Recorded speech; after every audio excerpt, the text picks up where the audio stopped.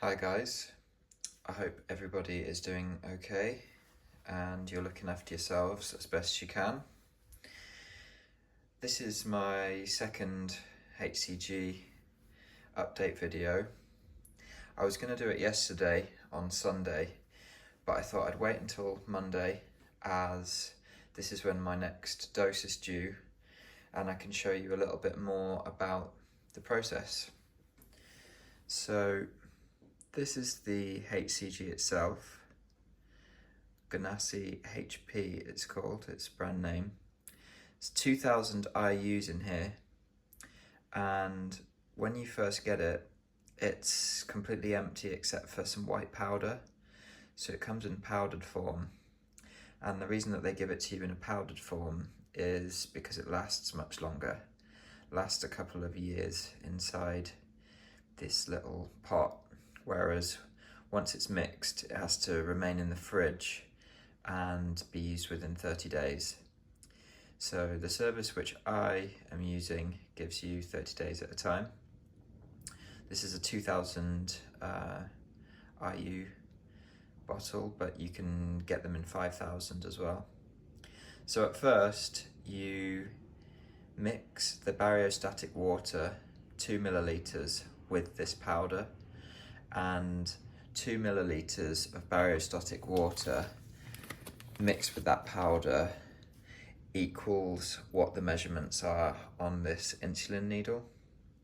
So if you were to just put 3 or 4 milliliters in there, this needle wouldn't be correct. So that's why it's important to get the barriostatic water amount and the IU amount of HCG mixed at the correct levels so that you know how much you're drawing up into the insulin needle. So I'll just demonstrate now. It's pretty straightforward, but I thought I'd show you anyway. So there's a, don't know if you can see that, but there's a tiny grey circle, and so you put the needle through, I'll do it in front of the camera, through that circle and down into the pot. Oops, I'm gonna do this a little bit more carefully. Put it straight down through the circle. There you go, so it's like that. Then you tip it upside down. And these needles, for some reason, when the plunger is just sat by itself, can you see how there's a gap there? Like, you have to push against it so that there's no air to start off with.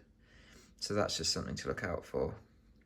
Now with it upside down, I need to draw in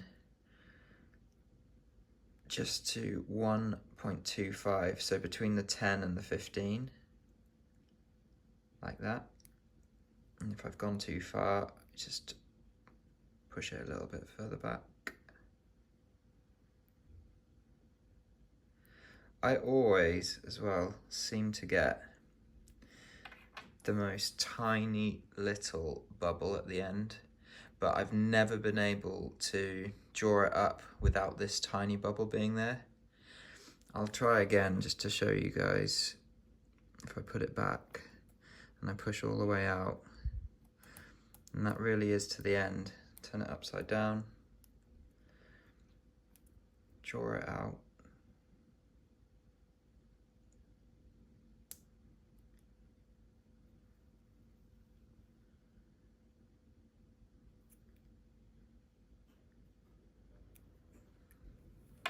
There always just seems to be a tiny little bubble there, and I've never been able to get it out, but I've been injecting it fine where it's intramuscular and not intravenous. Obviously if you did that intravenous you would be in big trouble, but that minuscule little bubble, I've not had any trouble with it thus far. I don't think it even goes out the needle by the time I've injected all of this. So that's everything. Now it's ready to go. Just put it in the top of my glute. So I also wanted to update you on how I'm feeling, how I'm doing, and something that I have noticed this week is that my libido feels like it has increased fairly significantly. In terms of a percentage, I would maybe say 20%, 25%.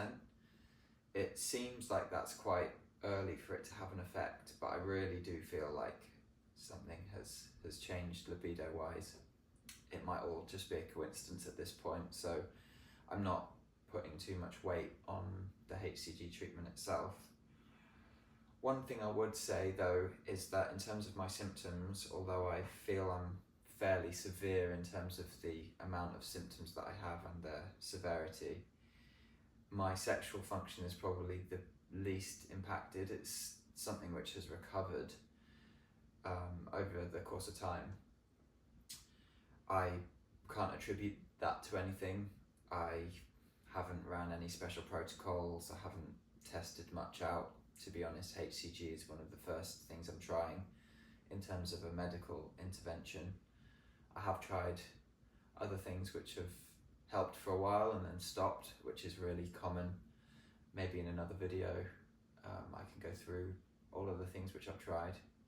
I would like to keep this series going, so would like to give you guys more info on some of the other things that I'm doing, but I'm just sticking to HCG for now.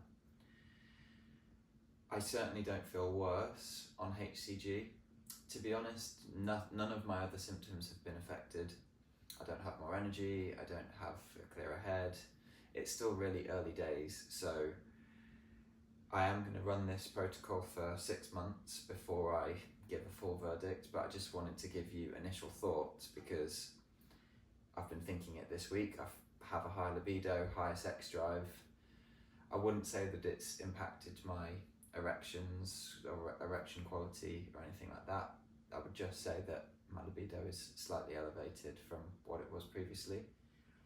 And yeah, I'm really excited for the next coming weeks and months. I'm really pleased that it didn't cause a crash, although I extensively researched it beforehand. I searched all on the Propecia Help Forum, did multiple posts on the subreddit, asked in our group, or the groups which we've got, the regional groups. No one said that HCG had crashed them. The findings which I got back were that HCG seemed to sort of fix some people. I mean, people attributed HCG monotherapy to be the cure to their PFS. A lot of them were doing between 250 IUs and 500 IUs every other day. And some of the sufferers that I read their cure reports said that they had had PFS for many years. One guy I distinctly remember had it for 4 years, was pretty severe, used HCG monotherapy, and over the course of 6 to 12 months he has made a huge recovery. So I would say, if I had to put a percentage on it, I found around 40% of the people that I was speaking to or interacting with said that HCG helped them in some capacity, ranging from helped one symptom to a complete cure. And I would say the other 60%, it did nothing for them. And some of them I don't think ran it for very long. Some guys said that they tried it for 2 weeks, it didn't help, so they stopped. And in my view, that's a mistake. And based on what my doctor has told me, you need to run it for 6 months until you really can see what the results are going to be in the case of PFS. So I couldn't find anyone who it crashed or severely made people worse. I saw people anecdotally say, I felt a bit worse on HCG, but feeling a bit worse versus crashing or drastically worsening your symptoms is, you know, there's a big difference. So I was happy enough after many months of researching and speaking to people to try it.